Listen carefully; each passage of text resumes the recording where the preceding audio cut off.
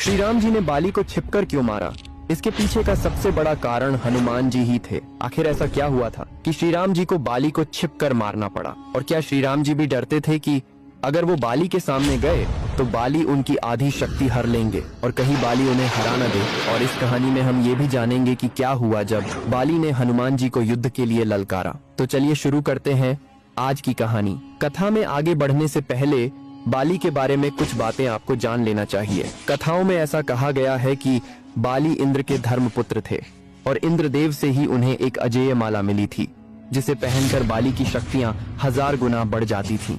इन शक्तियों से बाली ने बहुत सी लड़ाई लड़ी और सभी में उसको विजय हासिल हुई। इसके बाद बाली ने ब्रह्मा जी की तपस्या की, जिससे खुश होकर ब्रह्मा जी ने उन्हें वरदान दिया कि वो जिससे भी लड़ाई करेंगे तो उसके शत्रु की आधी शक्तियां बाली में आ जाएंगी। इस वरदान के बाद तो बाली ने राक्षसों को अपने सामने टिकने ही नहीं दिया और हजारों राक्षसों का उन्होंने वध किया। एक ओर जहां बाली अपने पराक्रम से अपनी शक्तियों का डंका बजा रहे थे, वहीं दूसरी ओर रावण भी उसी समय असीम शक्तियों का मालिक बन चुका था और तीनों लोगों में तबाही मचा रहा था। रावण का सामना उस समय कोई नहीं कर पा रहा था। रावण को अपनी शक्तियों पर बहुत घमंड था। उसको लगता था कि उसके सामने कोई नहीं टिक सकता। जब रावण को बाली के बारे में पता चला तो वो रावण अपनी शक्तियों के अहंकार में बाली से लड़ने किष्किंधा चला गया। पर रावण को ये नहीं पता था कि बाली के सामने जाने पर उसकी आधी शक्तियां बाली में समा जाएगी और रावण किष्किंधा में जाकर बाली को लड़ाई के लिए ललकारने लगा। रावण की ललकार सुनकर बाली बाहर आ गया, जिसके बाद रावण ने बाली को युद्ध के लिए चुनौती दी। बाली ने रावण की चुनौती स्वीकार कर ली और इसके बाद दोनों में भयंकर युद्ध शुरू हो गया। लेकिन बाली को मिले वरदान के कारण रावण की आधी शक्तियां बाली में समा गईं, जिससे बाली ने रावण को युद्ध में हरा दिया।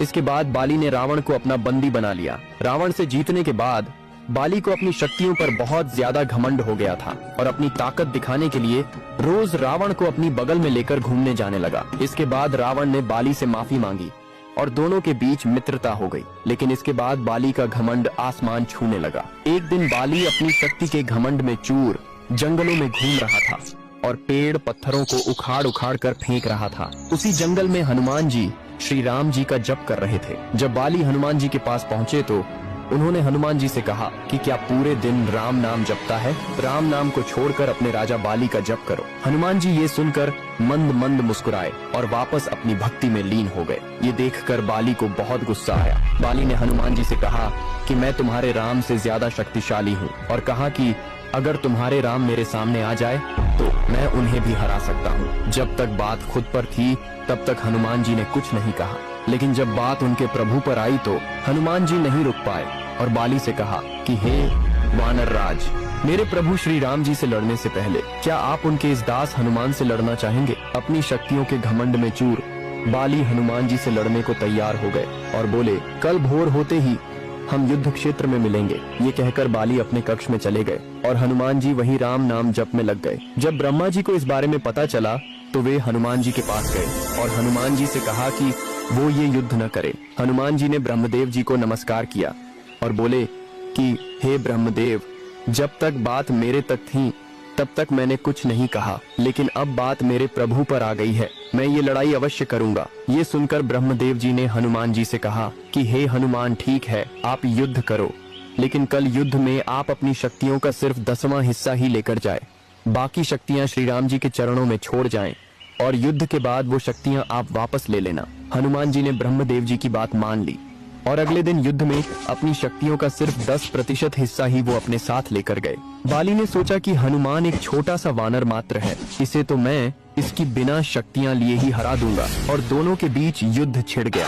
हनुमान जी जब लड़ाई में विजयी होने लगे तो बाली ने हनुमान जी की आधी शक्तियां लेने का आह्वान किया और जैसे ही हनुमान जी की शक्तियां बाली में जाने लगी तो बाली का शरीर धीरे धीरे विशालकाय होने लगा। बाली समझ नहीं पा रहा था कि ये क्या हो रहा है। बाली का शरीर फटने को हो रहा था। बाली को ऐसा लग रहा था मानो उसके शरीर के अंदर ज्वालामुखी फटने वाला हो और अभी तो बाली ने हनुमान जी की शक्तियां लेना बस शुरू ही किया था, जिसे वो झेल नहीं पा रहा था। बाली बेहोश होने ही वाला था कि तभी ब्रह्मदेव जी बाली के सामने आए और बोले कि बाली, अगर अपनी जान बचाना चाहते हो तो हनुमान जी की नजरों से बहुत दूर चले जाओ। ये सुनकर बाली वहाँ से भागने लगा। जैसे जैसे बाली हनुमान जी से दूर जा रहा था वैसे वैसे उसका शरीर ठीक होने लगा और जब वो हनुमान जी से बहुत दूर चला गया तो बाली ने ब्रह्मा जी से इसका कारण पूछा। ब्रह्मदेव जी ने बताया कि हनुमान जी की शक्तियां असीमित और अपार हैं। उन शक्तियों को सिर्फ हनुमान जी ही संभाल सकते हैं और मेरे कहने पर हनुमान जी इस युद्ध में अपनी शक्तियों का सिर्फ 10वां हिस्सा ही लेकर आए थे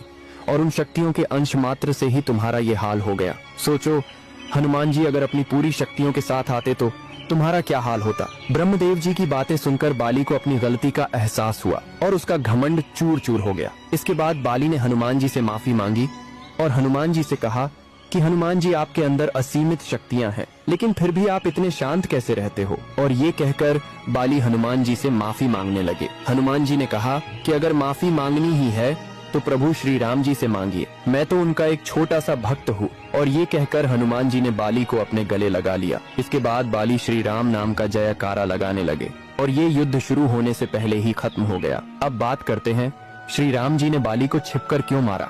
दरअसल इसके पीछे के कुछ तथ्य रामायण में लिखित है। श्री राम जी सुग्रीव को अपना मित्र बना चुके थे और उन्हें वचन दे चुके थे कि वो बाली का वध अवश्य करेंगे, क्योंकि बाली के पापों का घड़ा भर चुका है और क्षत्रिय होने के नाते उनको ये आदेश था कि अगर कहीं भी कोई पाप करता है तो पापियों को दंड अवश्य दिया जाए। बाली ने सुग्रीव को अपने राज्य से निकालकर सुग्रीव की पत्नी रोमा पर जबरन अपना हक जमा लिया था, जिसकी सजा सिर्फ मृत्यु थी और क्षत्रिय होने के नाते वो दंड श्री राम जी कैसे भी दे सकते थे। हालांकि दंड देने से पहले श्री राम जी ने सुग्रीव को बाली के पास एक आखिरी मौका देने के लिए भेजा भी था, लेकिन उसे बाली ने ठुकरा दिया था। श्री राम जी के कुल में एक प्रथा ये भी कि जब कोई जानवर पागल हो जाता है और मरने मारने पर उतारू हो जाता है तो उसका शिकार करना अनिवार्य हो जाता है, और बाली भी वानर प्रजाति से था जो सुग्रीव को मारने जा रहा था। इसलिए श्री राम जी ने बाली का शिकार किया और शिकार तो छुपकर ही किया जाता है।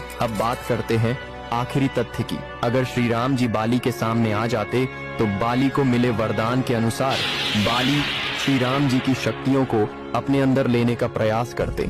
और जैसा कि आप सब जानते हैं कि श्री राम जी के भक्त हनुमान जी की क्षण भर शक्तियों से बाली का शरीर फटने को हो गया था, तो श्री राम जी तो स्वयं नारायण भगवान थे और अगर ऐसा होता तो बाली उसी वक्त मर जाता। ब्रह्मा जी के वरदान की लाज रखने के लिए श्री राम जी ने बाली को छिप कर मारा था। तो बोलो जय श्री राम।